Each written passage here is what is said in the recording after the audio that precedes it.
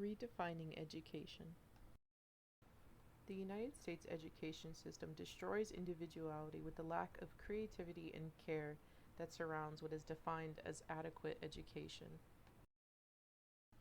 Now, I understand that to say the education system is destroying individuality is a strong accusation, but let me ask you this.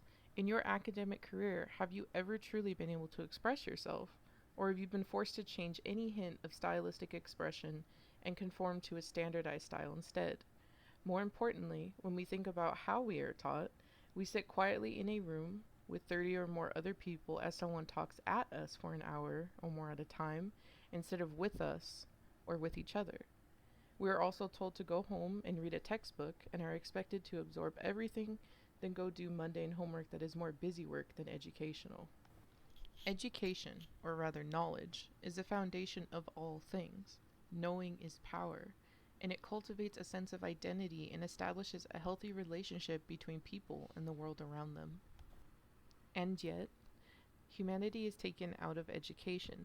There's no collaboration, and students become more akin to machines rather than people with thoughts and feelings that they want to express. But what if it doesn't have to be this way? Harvard psychologist Howard Gardner devised a theory that expresses the idea of multiple intelligences, meaning people ultimately learn in different ways. There are 8 primary types of intelligence: visual spatial, musical rhythmic, verbal linguistic, logical mathematical, bodily kinesthetic, interpersonal, intrapersonal, and naturalistic.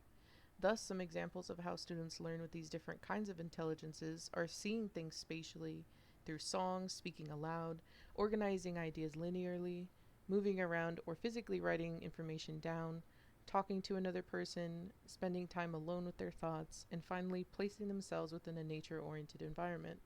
As simple as this idea is, its existence brings the US education system to its knees, because it implies that the way we gauge someone's intelligence is not only inaccurate and unfair, but more importantly, it is simply inhumane. The idea of multiple intelligences also brings to question if learning disabilities, such as dyslexia, can even justify the separation of students. Dyslexia is a reading disability that usually can be remedied by interpersonal instruction and more newly discovered special fonts. The issue is with understanding information through reading and also difficulty writing information, not necessarily comprehension altogether. Therefore, the capacity to learn is the same as others, but they are forced into special education courses or held back because of their condition, because conventional learning methods are their kryptonite. For instance, my husband went his entire life undiagnosed and placed in special education and remedial classes. He has grown up thinking that he simply cannot learn, but in the short time I have tried to help him improve his reading skills with one-on-one instruction and giving him documents with dyslexic-friendly fonts, he has improved drastically. He is living proof that people with learning disabilities have the capacity to learn and are capable of being knowledgeable. They just never had the resources or care they deserve to reach their potential. Equally so, the amount of people who are failing because they cannot conform to a system that was not made for them are trying to navigate life thinking they cannot learn. For both groups, not being able to learn in conventional ways affects their self-esteem, self-worth, and causes students to internalize failure as a predictor of their capacity to learn and restricts their ability to dream and be more than what they give themselves credit for. This can lead to people not wanting to participate in public discourse or even care about education because they feel embarrassed or assign little value to themselves. An excellent representation of this idea is a quote from Albert Einstein. Everybody is a genius, but if you judge a fish by its ability to climb a tree, it will live its whole life believing that it is stupid. One of the primary remedies for some of these issues may lie in the idea of incorporating creativity into the educational process. Different types of intelligences are expressed through creative activities such as music and making different forms of media like drawing or making videos. Therefore, if we allow creativity into the classroom, we can reach these students as well as make education for the rest of the students more memorable and enjoyable. However, the importance of creativity cannot be stressed enough by anyone but the Informational Studies Committee of the NAEA in their article, What It Means to Be Creative. In education today, we must see that being creative is not merely doing for the sake of doing, but that it is a powerful force within the human race. Without development under guidance and care, it will be wasted at a time when our culture needs all of the intellectual and spiritual values available.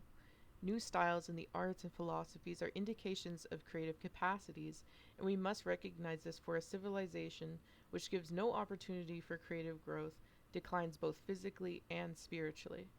Education must provide a place for this if we are to accept the challenge to stimulate ideas of values.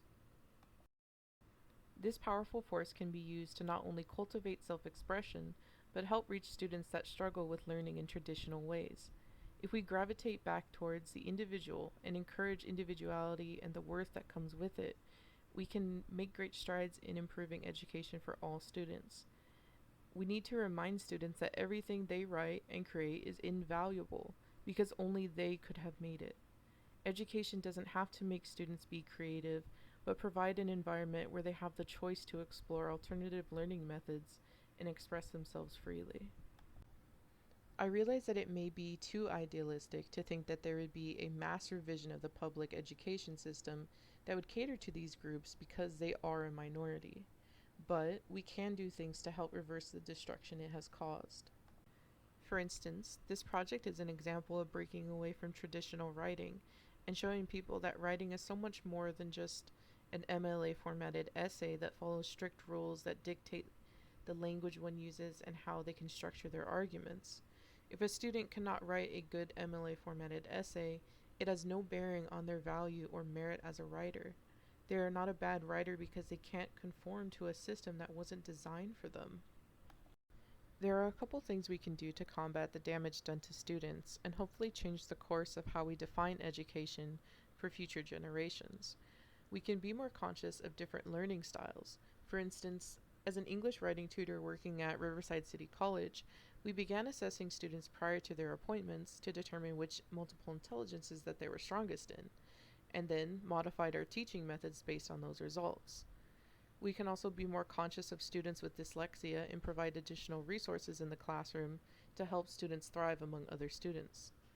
We can also be mindful in our assessment of students that struggle with learning and refer them to resources before throwing them into special education classes. And lastly, we can find more creative ways to reach students through different mediums of instruction and assignments. This isn't a call to action for a mass revision of the education system. Rather, it is a call to mindfulness. Everything we do helps because, as Martin Luther King Jr. expresses, if I cannot do great things, I can do small things in a great way.